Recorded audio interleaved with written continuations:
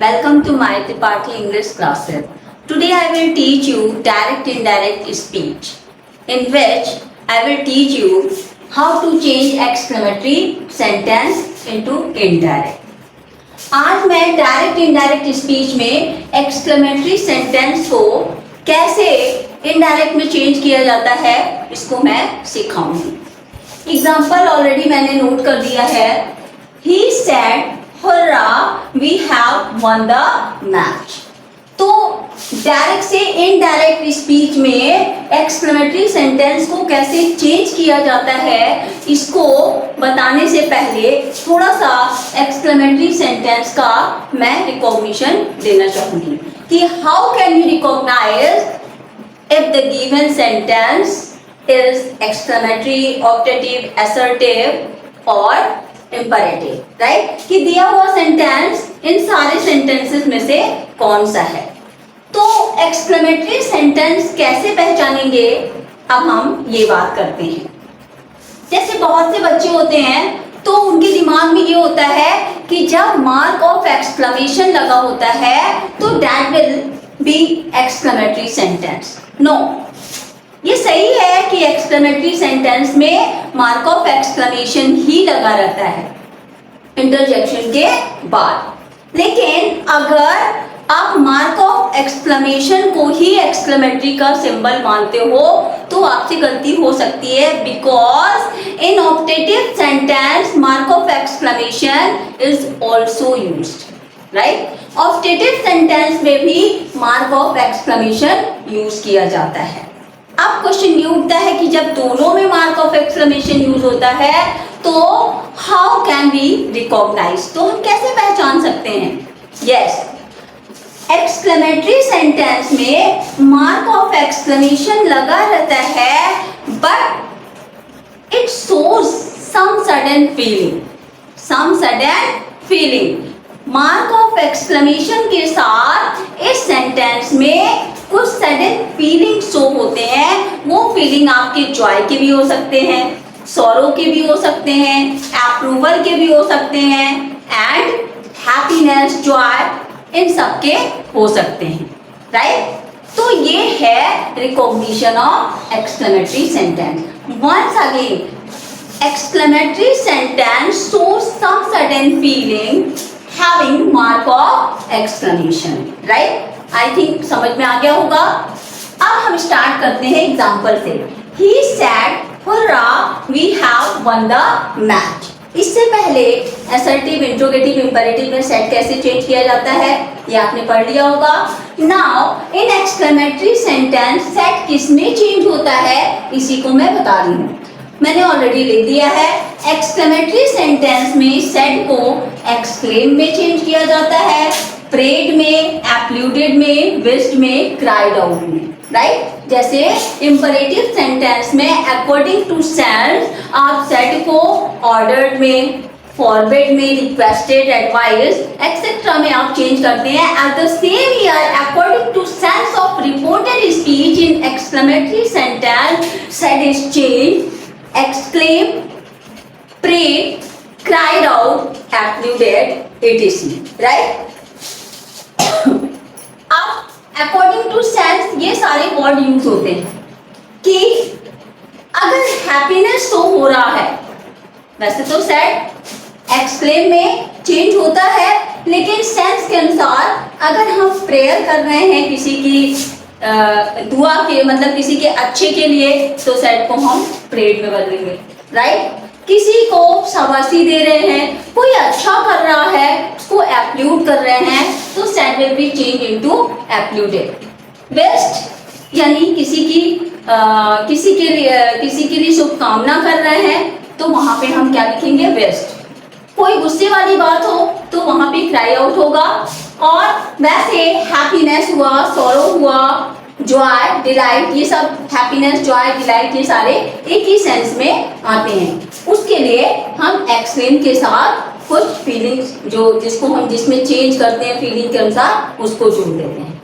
जैसे ये सारे वर्ड मैंने दिए हैं जिसमें एक्सक्लेम के साथ कुछ वर्ड जोड़े जाते हैं according to sense of reported speech. Once again, According to sense of reported speech, these words are added with the verb exclaim. If sorrow is shown, there should be exclaim with sorrow.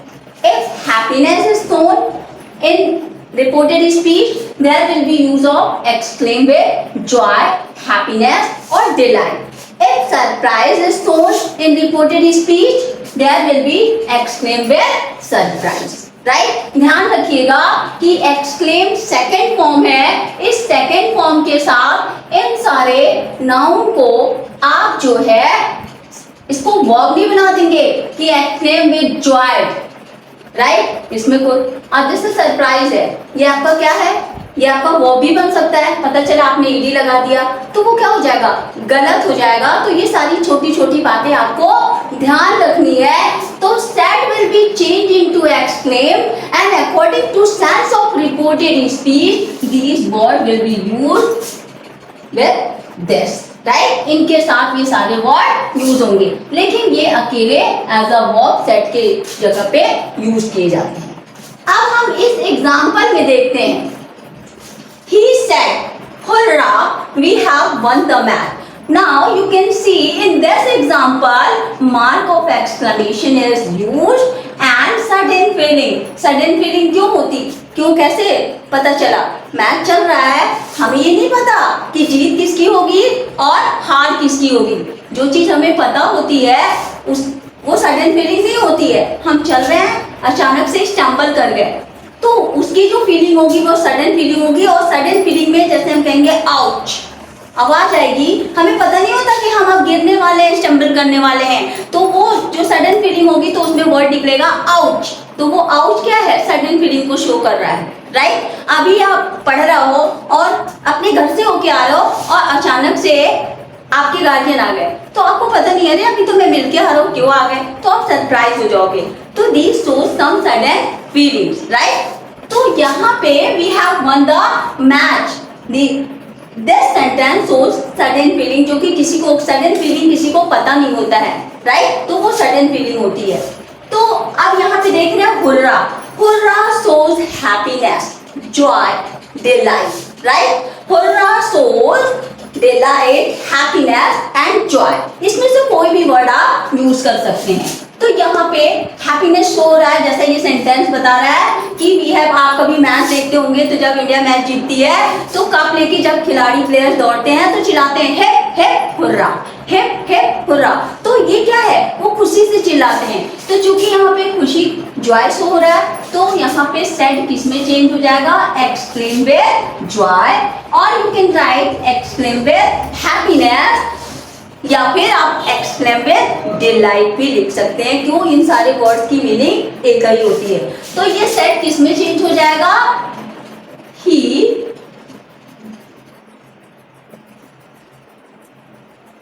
Exclaim with Joy. Right, जैसे हम assertive sentence में comma को हटाकर that लिखते हैं, at the same here in exclamatory sentence that is used in place of inverted comma. यानी दिमाग में रखिए कि एक्सक्लेमेटरी सेंटेंस में और असर्टिव सेंटेंस दोनों में हम इन्वर्टेड कॉमा की जगह कौन सा कंजंक्शन यूज करते हैं, डैट यूज करते हैं. तो इस इन्वर्टेड कॉमा की जगह हम क्या करेंगे, डैट का यूज करेंगे और ये हुर्रा रिमूव कर देंगे. क्यों, क्योंकि इस वर्ड ने ही शो किया हैप्पीनेस को, जो कि जॉय में कन्वर्ट कर दिया गया.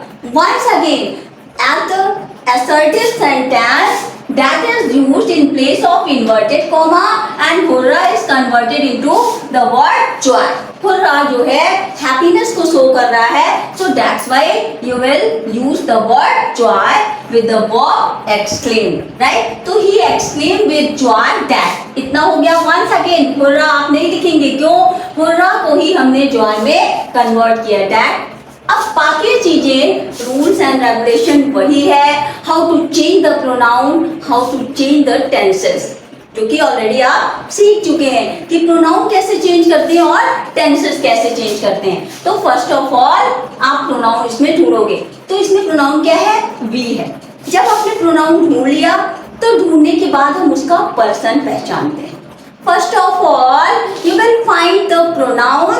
After that, you will recognize the person of that pronoun. आपने ये फाइंड कर लिया कि ये प्रोनाउन है, आप कौन सा काम करोगे, इस प्रोनाउन का पर्सन पहचानोगे। तो चार्ट आपको प्रोवाइड किया था मैंने, आई थिंक चार्ट आपके दिमाग में होगा। तो वी या फिर जब भी आप डायरेक्ट इनडायरेक्ट का कोई नया वीडियो आप देखते हैं तो please it is my humble request to you all to have the chart of pronoun just in front of you, right? It will be very helpful to understand everything. Okay? तो we क्या है, first person का pronoun है। We कौन से person का pronoun है, first person का। यानी जब प्रोनाउन हमने फाइंड कर लिया, after that you will recognize the person of that pronoun. तो ये first person का pronoun है, you know very well and you have been already taught that first person is changed according to the subject of reporting speech. कि first person जो होता है वो reporting speech के subject के अनुसार change होता है। ये आपका क्या है, जो inverted comma से free होता है वो reporting speech होता है, और जो inverted comma में बंद होता है वो आपका क्या होता है, reported speech होता है। तो आप देख रहे हैं ये सेंटेंस रिपोर्टेड कॉमा में बंद है तो it will be reported speech, और ये that is free from comma so it will be reporting speech. Once again first person is change according to reporting subject. And what is reporting subject, ये reporting speech है तो इसका reporting subject आपका ये है, ये आपका रिपोर्टिंग सब्जेक्ट है। मीन्स वी चेंज होगा ही के अनुसार, ही यहाँ पे आएगा और वी को हटा दे, राइट? लेकिन किसी को किसी के चेयर पर से हटाना इतना आसान नहीं है कि आप आए और उसको हटा दिए, राइट? हमको पहले उसके जैसा बनना पड़ता है, राइट? आए और उसको हटा दिए, ऐसा नहीं हो सकता।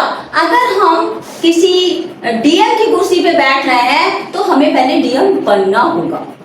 अगर हम डिजर्व कर रहे हैं उस चेयर को तब तो हम वैसे ही बैठ जाएंगे, लेकिन if we don't deserve that seat तो फर्स्ट ऑफ ऑल सबसे पहले हमें अपने आप को उसके जैसा बनना पड़ेगा। तो हम देखेंगे यानी आने वाले को हटने वाले के केस में बनना पड़ेगा। वंस अगेन जिस प्रोनाउन को हटाते हैं और जिसको लाते हैं तो लाने वाले प्रोनाउन का केस हटने वाले के केस में होना चाहिए। अगर केस हटने वाले प्रोनाउन के केस में है तब तो वो आके आ जाएगा, बैठ जाएगा, लेकिन आने वाला प्रोनाउन हटने वाले प्रोनाउन के केस में नहीं है तो पहले वो हटने वाले प्रोनाउन के केस में चेंज होगा। अब हम देखते हैं कि जो प्रोनाउन आ रहा है वो जिसको हटा रहा है उसके केस में है कि नहीं। तो वी कौन सा केस है, फर्स्ट पर्सन का प्रोनाउन है, और कौन सा केस है, चार्ट में आप देखिए। अगर आप अपने सामने चार्ट रखे हैं तो, और नहीं रखे हैं तो इन नेक्स्ट वीडियो जब मैं आपको ऑब्जेक्टिव पढ़ाऊंगी तो उसमें आप चार्ट अपने सामने जरूर रखिएगा, राइट? तो ये आपका फर्स्ट पर्सन का प्रोनाउन है एंड सब्जेक्टिव केस है। कौन सा केस है, सब्जेक्टिव। फर्स्ट पर्सन के सब्जेक्टिव केस में दो प्रोनाउन आते हैं, आई और वी, तो ये सब्जेक्टिव है।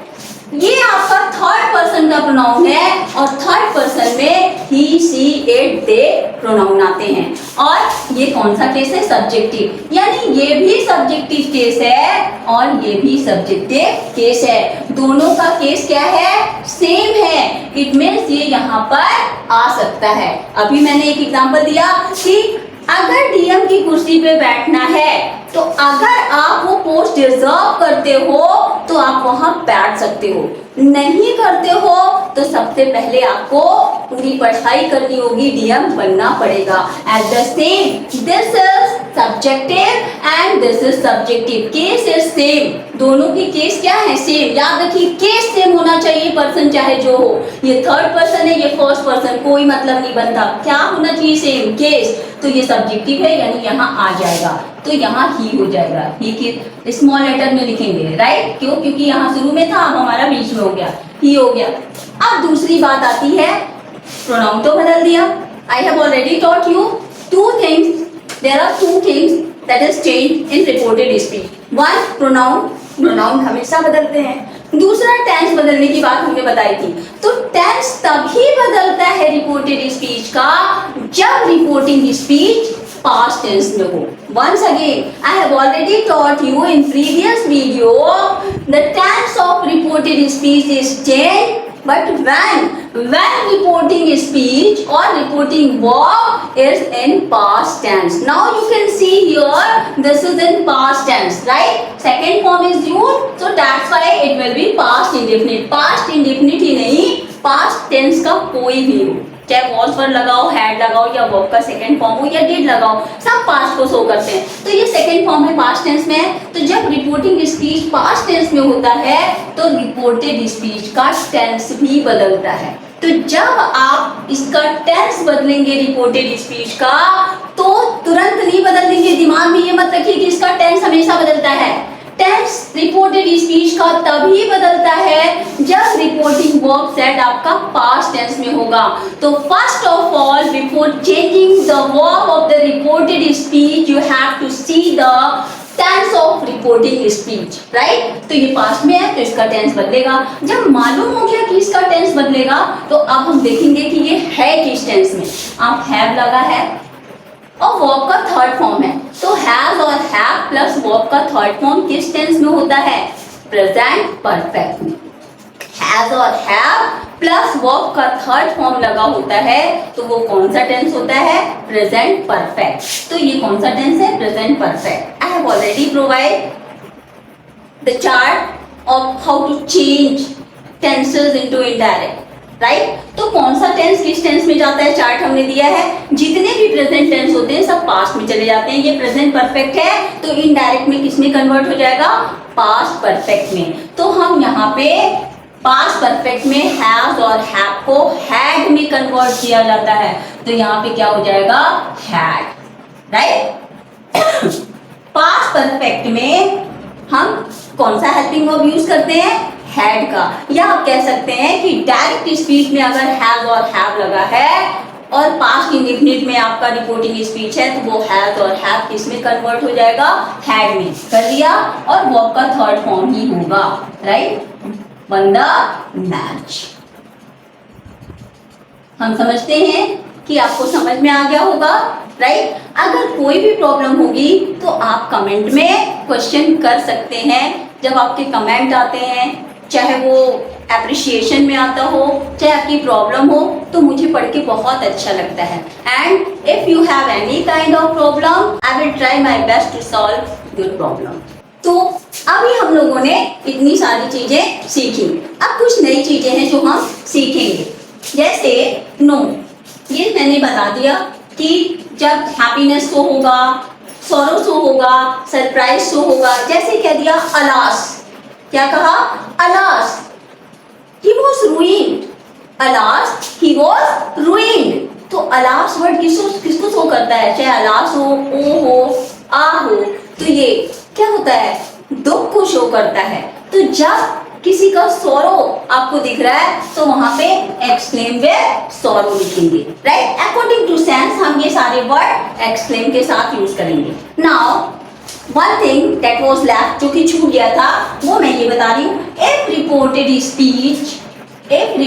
Speech started, sorry, if in reported speech these words like good morning, goodbye and good night is used, once again अगर रिपोर्टेड स्पीच में ये सारी मिसिंग हो, ये सारे वर्ड यूज हुए हो रिपोर्टेड स्पीच में, तो उस समय आप सेड को किस में चेंज करोगे? बेड में। once again अगर रिपोर्टेड स्पीच में क्या लिखा हो? गुड मॉर्निंग, गुड बाय या गुड नाइट लिखा हो, at that time said will be change. Said to कह लीजिए या सेट कह लीजिए। जब सेट कहेंगे तो मीन्स टू को रिमूव करेंगे, तो सीधे सेट टू को रिमूव करके हम किस में बदलेंगे? बेड, BADE, बेड में बदल देंगे, राइट? और गुड मॉर्निंग दिया है और goodbye, good night, bade का यूज करेंगे। आप चाहें तो विश भी कर सकते हैं, जैसे he said to his teacher good morning, right? तो he bade his teacher good morning, ये right? ये भी है, और चाहे तो आप विश भी कर सकते हैं। क्यों? क्योंकि वो गुड मॉर्निंग विश कर रहा है। He wished his teacher good morning. तो बेट भी लिख सकते हैं और विश भी लिख सकते हैं। वंस अगेन, अगर ये वर्ड दिए हैं तो आप सेड टू को चेंज करके बेट का यूज करेंगे। एग्जाम्पल भी दिया है, she said to me goodbye. उसने मुझे गुड बाय किया। तो इसको जब इनडायरेक्ट में चेंज करेंगे तो सेड किस में चेंज हो जाएगा? बेड में। She bade me goodbye. Right? Now thanks for once again watching my video.